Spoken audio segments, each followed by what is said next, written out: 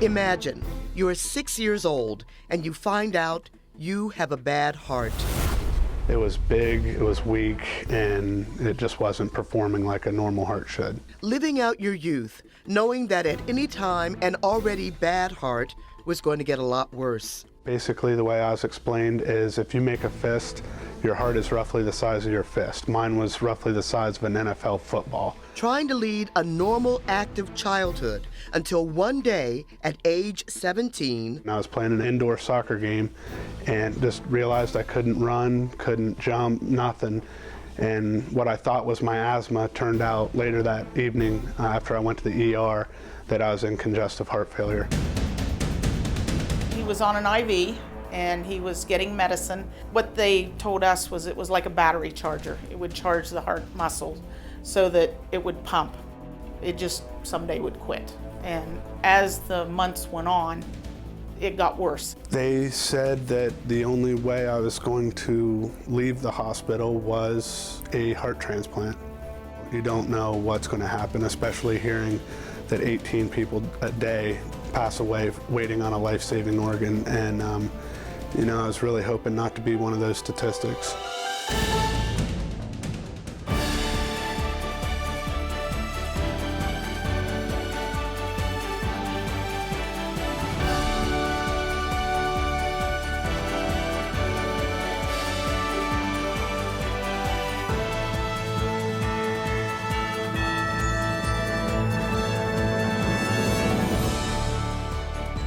Every day, 18 men, women, and children die while waiting for an organ transplant.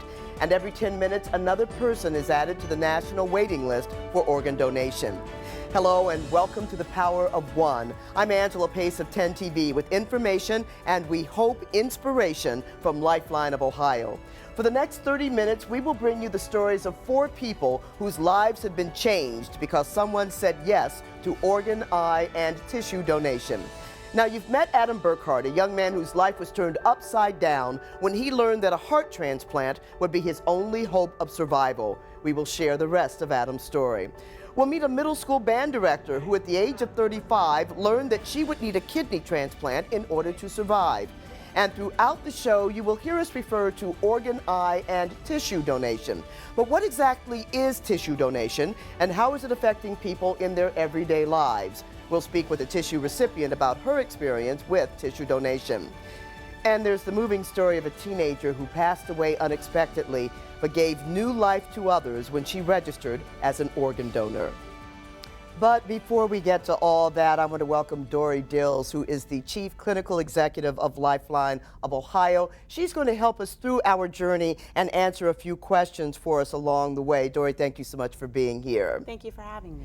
Dora, first of all, we're calling the show The Power of One. What is the significance of that title? Well, the significance is that organ donation really is about the ones. It's about one individual who makes a decision to become an organ and tissue donor who's going to help many others. When you talk about helping many others, what are we talking about? How many others can be helped by one donation? One person can save a life of 8 individuals through organ transplantation, and they can enhance 50 more people through tissue. And when you think about that one and the ripple effect of that one, if one man receives a transplant and his family and his children and his parents and so on, and that ripple grows and grows. Well, that's a really good point, Dory, and that actually brings us back to the story of Adam Burkhardt. We introduced you to Adam at the beginning of our show. Adam was 17 years old, suffering from familial dilated non-obstructive cardiomyopathy and spending the first of what would be many nights in the hospital. That night I felt bad. I'd never experienced that feeling before. Adam's condition was so serious that he spent the next 7 months confined to a hospital. When I went into the hospital, which was March, I missed my junior prom. I missed the last part of my junior year. A long wait for Adam, an even longer wait for his mother, Kathy. Just hoping and praying that somebody will say yes to donation. Not that they would die, but that they said yes to donation. They talked to their family and made that choice. That September, Adam and his family got the news that they'd been praying for. Adam had a heart. He had the transplant September 14th, celebrated his 18th birthday in the hospital on the 20th, and then went home the next day. But Adam had no idea how much the gift of a heart would change the course of his life. No, I wasn't even thinking that far in the future. And no, I actually, when I was 17, I didn't think I was ever going to get married. So things really changed in the last 12 and a half years. One landmark, meeting Kaylee at a church festival. I met and married the love of my life, Kaylee. And just 4 months ago, we had our first child, Quinn. And yeah, she wouldn't be here if it wasn't for my donor. I think any time a father becomes a father for the first time, it's special, but I think in this case, it really means a lot. It means everything. What do you say? You say thank you and about 100 times. You know, you could say it 1,000,000 times and it's still not enough. And Adam says that he got a chance to meet his donor family, not right after his surgery though, but about 10 years after his transplant. He contacted the family right after the surgery, but he says that lots of times the families don't really want to be contacted. They are still grieving, still mourning the loss of their loved one. But Adam says he's so glad that he finally got in touch with his donor family and so glad that he got an opportunity to say thank you to them. You know, there are a lot of myths surrounding organ and tissue donation. Dory is here with us again. And Dory, tell us what some of those myths about donation are. Well, one of the most common myths that we hear, people think they're too old to donate or perhaps that they're too sick. And the truth is, everyone should register to be a donor. And age is not a rule out for donation, and neither are most medical conditions. And it's important for people to remember that someone is dying waiting for that organ transplant and are often much sicker than anyone who might register to be a donor. So tell us about some of the uses then. If someone is elderly or someone is sick, then what are some of the lesser known uses then of their donation? Well, for example, there are patients that need a liver transplant within the next 24, 48 hours or they're going to die. And if a donor is quite elderly and that's the only liver that's going to save that individual, they may use that liver until maybe another opportunity for transplant comes, or that liver may last for years and years. Okay, so there are those options then. All right, Dory, thank you. Now, another disturbing myth is that people believe that if they register as an organ donor and they need emergency care after an accident or a serious injury, the medical team treating them will not do everything possible to save their life, knowing that those organs are needed for someone else. That simply is not true. But we want you to hear it directly from a medical professional who works in the field of trauma care. We visited with Dr. Douglas Paul, the trauma medical director at Grant Medical Center in Columbus. You know, as physicians, we take an oath to care for people, to do everything in our power to keep them alive. That's not changed. And yet there is a belief among many that emergency room doctors and trauma surgeons are hanging around ERs, ready to pounce when that last breath is taken. When somebody's brought to us in crisis because of an injury, the last thing that we know is their organ donation status. We are primed on making sure that they are oxygenated and that we keep them alive and we find out what the problems are so that they can return home with their family. Dr. Paul says his team doesn't become aware of the patient's donor status until they've done everything they can, and as he put it, all hope is lost. Most instances of organ donation at our center revolve around serious head injuries, where the patient has sustained damage to the brain and the brain has swollen so much that blood can no longer go to the brain to keep it alive. In those situations, I have a body that's healthy who's being kept alive with the use of a ventilator, but the person as we know them is no longer there because the brain is now not receiving blood, and so the brain is gone and consciousness is gone and the spirit is gone. And so at that point, we have to make a decision with the family what to do about further treatment. How tough is that? It's the worst part of my job. I still cry after 20 years. And when I stop crying, I'll quit doing this job. Our thanks to Dr. Paul and the team at Grant Medical Center. Now, you've already heard Adam Burkhardt's story, how the power of one person saying yes to organ and tissue donation gave Adam new life with the gift of a heart. So consider this. In the United States in 2012, the number of lives saved by donation was 28,051, and the number of lives lost while waiting for a transplant, 5,963. While so much good has been done, thanks to the Organ and Tissue Donor Registry, there is still more work to do, more people who need your help. Now is the time to make a difference and register as an organ, eye, and tissue donor if you have not done so already. As we've already mentioned, everyone is able to register and the need is great. Registration is easy and can be done online by visiting lifelineofohio.org. Once there, click on the Register Now button that will link to the Ohio Bureau of Motor Vehicles. That's the agency that handles the actual registration. Now, you'll need your Ohio driver's license or state ID handy when you log on to register, so be sure that you have that nearby. Once you're logged into the Ohio Bureau of Motor Vehicles website, just check the option to enroll in the donor registry. And don't forget, you can always register in person at any Ohio Bureau of Motor Vehicle location. If you prefer, you can speak with someone before you register by calling Lifeline of Ohio's toll-free hotline. That number is 1-800-525-5667.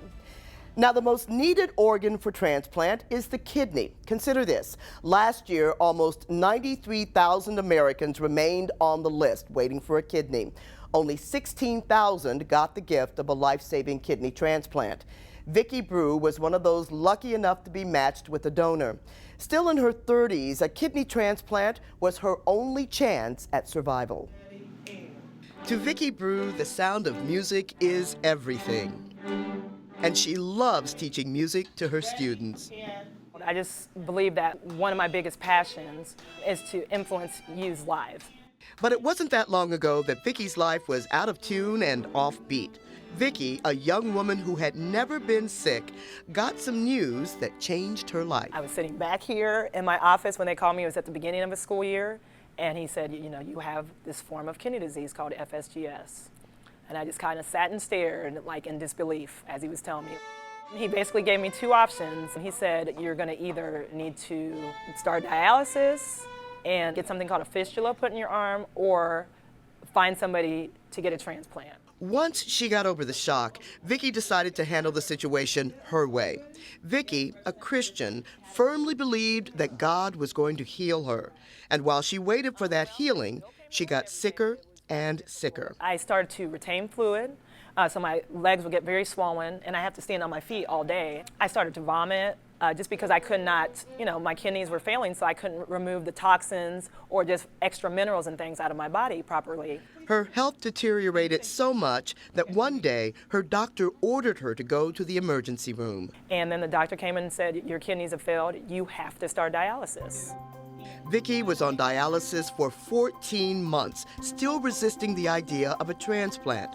Finally, at the urging of her doctors and family members, she gave in and put her name on the transplant list.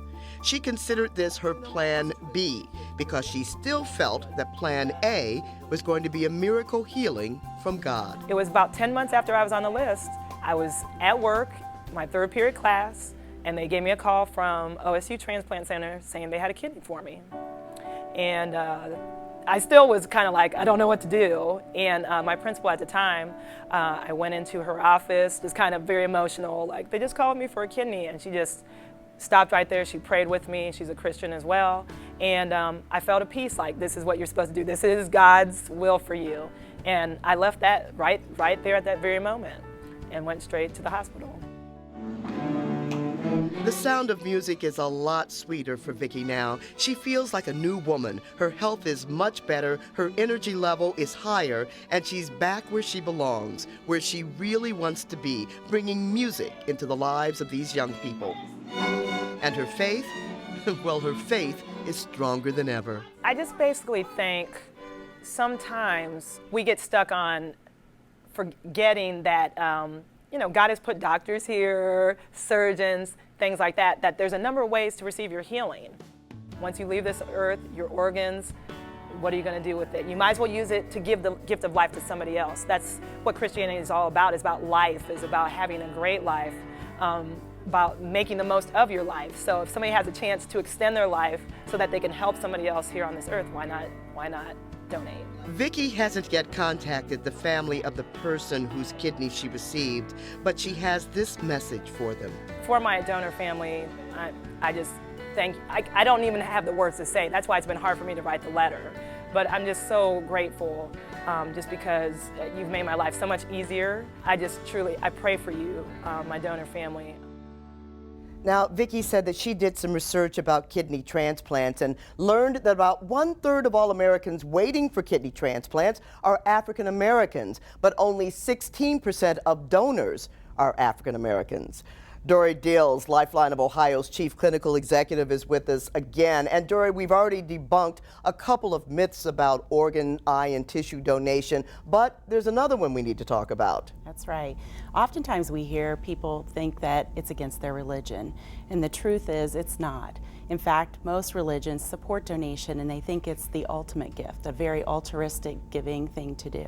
How tough is it to get past that, though? Well, we encourage individuals to talk to their minister, their priest, their rabbi, and educate themselves about what their religion believes. But it is well known, though, that no major religions do not support donation. All right, and we did speak with Dr. Howard Washington. He's the pastor at Second Baptist Church in Columbus. We wanted to get his take on that excuse. Second Baptist Church on the Near East Side is the oldest African American Baptist church in Columbus. Community outreach is an important part of the church mission. They have a food pantry, clothing pantry, and hot meals for people in the neighborhood. We're excited to be here and be on fire for God. Reverend Washington would be very happy if that outreach included more conversations about organ and tissue donation. Conversations that would go a long way toward making people understand that religion is not an excuse for saying no to donation. There should be nothing that a person can tie to a religious fact or a religious policy that would keep them from donating their organs. Okay. When I think of the New Testament and the life of Jesus, Jesus gave his life so that others could have life. Certainly we can give and donate our organs as a way to give life to others. Reverend Washington says open discussions would help to dispel myths or allay fears, but those conversations don't come up often enough. I think there needs to be more information, more education, and more transparency. And for someone to say they can't, for any reason, give the opportunity of life for someone else, they have to come up with a much better excuse. And our thanks to Pastor Washington. Now, Dora, we've talked about the need nationally for organ and tissue donation, but most of your work is focused right here in Central Ohio. That's right, Angela. Lifeline of Ohio serves all of Central Ohio. We go all the way down into Southern Ohio as well. And our job is to work with the hospitals in our service area to make sure that when a potential donation is happening, that they're able to facilitate that with us. And donors are happening every day in the United States. And organs that we recover here in Columbus may not necessarily go to someone in this city, but they may help someone in another state, and then other states may send organs here to help someone waiting in Columbus for a transplant. Well, it sounds like a fascinating network you've got going there. And that brings us to some startling statistics close to home. In Ohio, there are 3,455 people on the list waiting for a transplant. 790 of them are right here in Central Ohio. And in 2012, 172 Ohioans died waiting for a transplant. Now, that's about one every other day. Now, Dora, it's important to remind people to register for donation, even if they have told their family members that that's what they want. Why is that? Well, we encourage everyone to put their name in the Ohio Donor Registry. And the reason for that is the opportunity to actually be a donor is rare. Less than 1% of all deaths occur in a way where they can be an organ donor. And so we want everyone to register their desire to donate. And should that opportunity come, we'll know that they hope to do that. Now, this story is a rather sensitive subject, but a lot of folks are concerned about the condition of the body after organ donation. They're concerned whether or not they'd be able to have an open casket funeral for their loved one. Right. Organ donation, or tissue donation for that matter, is not going to prevent you from having the type of funeral that you want to have. In fact, it's not going to change the outward appearance of the body at all. They can plan whatever funeral services they'd hope to have and also be an organ and tissue donor. All right, that's got to be very reassuring to a lot of families then. Sure. Thanks, Dory. So you've heard us mention tissue donation, but what exactly is that? What tissue is used and how is it used? We met tissue recipient Kate Lusenhoff, a mother and teacher who sought to put her life back together after a battle with breast cancer. December 2011, Kate Lusenhoff got some scary news. I was diagnosed with early stage breast cancer. In addition to the early stage breast cancer, I was also told that I had another condition that would put me at high risk for invasive breast cancer in either breast in the future. And that led me to choose to have a bilateral mastectomy and breast reconstruction. The decision to go with the more aggressive treatment, to have both breasts removed, was a tough one, but one Kate thought would be best for her and her son. I need to be here for the long haul. I also need to be in the moment in his life, and I need to not be worrying about what's happening in my future with regards to breast cancer reoccurring. 3 months after the bilateral mastectomy, it was time for the reconstructive surgery. Kate decided on a surgery that involved using donated tissue as expanders to make room for the implants. The benefits to using the donor tissue, I can't imagine making a choice that wouldn't have included that. And I'm so grateful that it's a choice that my doctor had, because the chances for an incredible outcome were so much improved with the use of the donor tissue. Kate says she is now considered to be cancer-free, and the use of the donated tissue in her reconstructive surgery has enabled her to return to her active lifestyle. And that was a huge gift, a huge gift, that I was without restrictions, but that I can run, I can ride my bike, I can do all the things that I used to do before, and it was made much easier for me by using the donor tissue. Kate says she's always been aware of and supportive of organ donation, but until her experience, hadn't really thought about tissue donation and how life-changing it can be. I'm hugely grateful to the families of the donors. They're being incredibly generous at a time when they're already losing or have lost. And the power of that gift is unbelievable.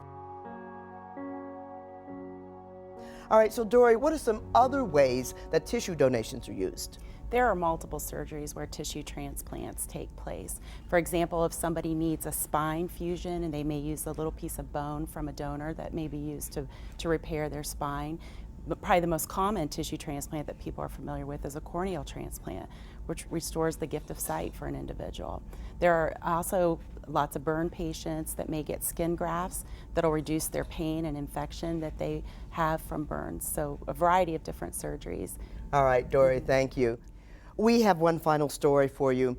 It's the story of a donor's family, a mother who, after losing her daughter, would discover the legacy that her daughter left behind. Lindsay Jones was full of life. I talked to some of her teachers. They say we could hear her coming down the hall way before she even got to class, because she just made a grand entrance. And the light of her mother's life. Lindsay was truly my best friend. And she had her life all planned out. She wanted to go to Loyola. She knew she was going to go to Rome and Ireland on this traveling nursing program that they had. She was going to meet her future husband in Italy. She was going to have 3 boys, which she already had the Italian names picked out. And it's so weird to me that Lindsay's recipients were 3 males. So it's like she got her wish. But Lindsay's plans, like her young life, were cut short when she and her best friend went to the gym to work out. Lindsay was on the treadmill when she fainted. The rescue squad came. Lindsay was rushed down to Riverside Hospital. About an hour after we were there, a doctor came out, and he identified himself as a neurosurgeon. He told us that they had done extensive tests on Lindsay and that every test showed that Lindsay had absolutely no brain activity and that she was gone. A brain aneurysm had claimed Lindsay's life. She was 17 years old. In the ER, they sent a representative from Lifeline of Ohio to talk to our family about the possibility of organ and tissue donation. the representative asked me if Lindsay wanted to be an organ donor, I immediately said yes. A year and a half earlier, when Lindsay got her driver's license, she had checked the organ donor box, and Kathy knew she had to honor her daughter's wishes. She had absolutely no qualms about the kind of care her daughter got in the emergency room. I know that the doctors did not know Lindsay was an organ donor. The doctor's job was to save my daughter's life. And I knew that the minute that that rescue squad pulled in with Lindsay, they were there to do their job. The doctors couldn't save Lindsay's life, but the decision Lindsay made when she was 16 changed the lives of complete strangers. Lindsay saved 3 lives. Her liver went to a 2-year-old little boy in Cincinnati, her right kidney to a 16-year-old boy in the Columbus area, her left kidney and her pancreas to a 42-year-old father from Southern Ohio. Her corneas went to 2 women. After each received one of Lindsay's corneas, for the very first time, they could see their children. Kathy has met one recipient, and she would love to know the others. She's reached out, but hasn't heard back from them. They're carrying a part of my daughter within them, and it's just not an organ that they're carrying part of my daughter's soul. And I think it's really important for them to know that Lindsay gave this gift freely to them. I never want them to feel guilty for receiving this gift from Lindsay. I can almost see like a gift-wrapped box being presented to them from her. I don't want them to be sad. I want them to be happy that she was the one to give them a second chance at life.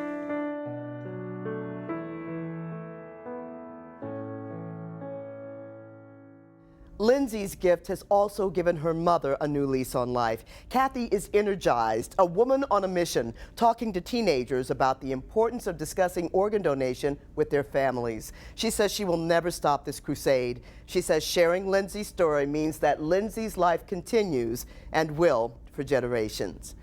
Well, by now you have heard these statistics over and over. Right now, more than 117,000 people in the U.S. are waiting for transplants. 18 people die waiting every day, while 10 people are added to the national list daily. But, Dora, it's important to remember that when it does come to organ donation and waiting in line for a donation, that all people are created equally. That's right, Angela. The list is actually blind to who we are, whether it's race, ethnicity, our socioeconomic background. The list just identifies the best match for that particular organ, people that are the sickest and need it the most. And again, that's very reassuring. So again, just to re-emphasize what we're talking about here, the power of one. Explain again just how important that power of one is. Well, like we said, it takes one individual to save the life of 8 people and enhance the lives of more than 50. Just that one person saying yes, that's all it takes. All right, that's great information. Thanks again, Dora. The power of one. Yes, there is power in numbers, and you could have the power to save or change a life. For Dora Dill and everyone at Lifeline of Ohio and 10 TV, I'm Angela Pace. Thank you for watching.